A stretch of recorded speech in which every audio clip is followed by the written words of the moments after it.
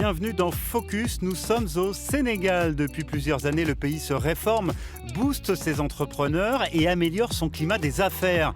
L'objectif, c'est l'émergence, une croissance pérenne et qui profite au plus grand nombre. Et vous allez voir, les résultats sont très prometteurs.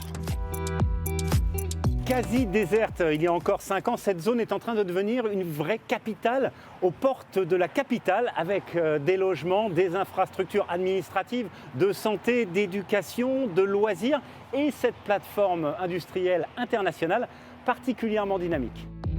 Plus de 3,5 millions d'euros ont été investis dans cette usine de textile. 300 personnes recrutées et formées. Il y aura 3 fois plus d'employés d'ici à la fin de l'année. Et ce n'est pas pour rien si cette entreprise chinoise a choisi cette zone économique spéciale de Diamniadio.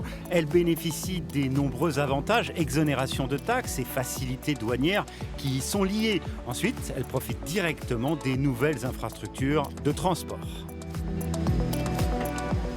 Nous, on exporte 80% de la production. Donc, c'est très important pour nous d'avoir la flexibilité sur les routes, mais aussi sur l'accessibilité du port, de l'aéroport. Le nouveau TER qui sera bientôt mis en place impacte déjà l'économie du pays. Cette PME sénégalaise a décroché un joli contrat dans le cadre de la construction de la ligne qui reliera d'abord Dakar à Diamniadio, puis qui se prolongera jusqu'au nouvel aéroport. Alors qu'est-ce que ça a changé pour la vie de l'entreprise, ce contrat? Ce contrat, ça nous a permis de décrocher d'autres nouvelles commandes, d'embaucher beaucoup plus de personnes. Développer les savoir-faire? Développer un savoir-faire et de nouvelles techniques de fabrication. D'accord. Et combien d'emplois créés? 120 emplois. Pour ces formalités administratives, cette PME, comme beaucoup d'autres entreprises du pays, utilise désormais un système dématérialisé de paiement et de déclaration de taxes. Quel est l'avantage d'un système comme celui-ci pour une entreprise comme la vôtre? Le temps surtout. Parce qu'avant, je faisais une journée pour pouvoir faire mes déclarations, mais maintenant, en 5 minutes, je fais mes déclarations et mes paiements en même temps. Et c'est fiable? Effectivement, c'est fiable, pas risque d'erreur et moins de coûts pour l'entreprise. C'est l'un des outils clés pour l'amélioration du climat des affaires ici au Sénégal, le tout nouveau tribunal de commerce de Dakar. Il a été créé il y a 1 an à peine et déjà, ce sont plus de 4500 affaires qui ont été réglées. Et pour cette avocate d'affaires, l'une des plus connues à Dakar, ce tribunal a un effet positif sur l'économie car il permet là aussi de gagner un temps précieux. Nous n'attendons plus 3 mois, 1 an, 2 ans pour terminer une affaire. Dans un délai maximum de 3 mois, nous avons une décision de justice exécutoire. Finaliser les réformes de la législation du travail, du foncier, du financement des PME, réduire encore les coûts de transaction et de production. Le patron de l'APIX, l'agence de promotion des investissements et des grands travaux, le garantit, le pays va continuer de se réformer.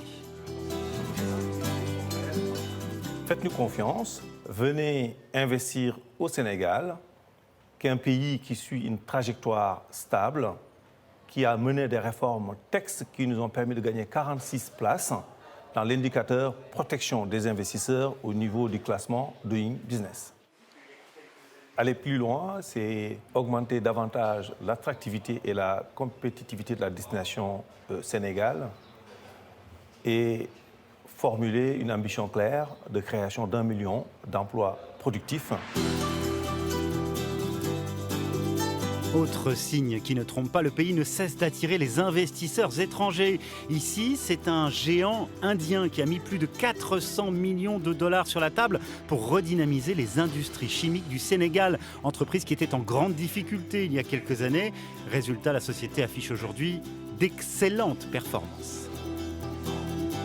Aujourd'hui, toutes les conditions sont réunies pour investir au Sénégal. Étant entendu qu'il y a une chose tout à fait remarquable pour un investisseur étranger, notamment, c'est que l'État du Sénégal respecte parfaitement les engagements souscrits avec les investisseurs. Entre 2012 et 2018, la croissance du Sénégal est passée de 4,4 à 6,8% par an. Le pays vise l'émergence pour 2035 et semble bien en train de réussir son pari.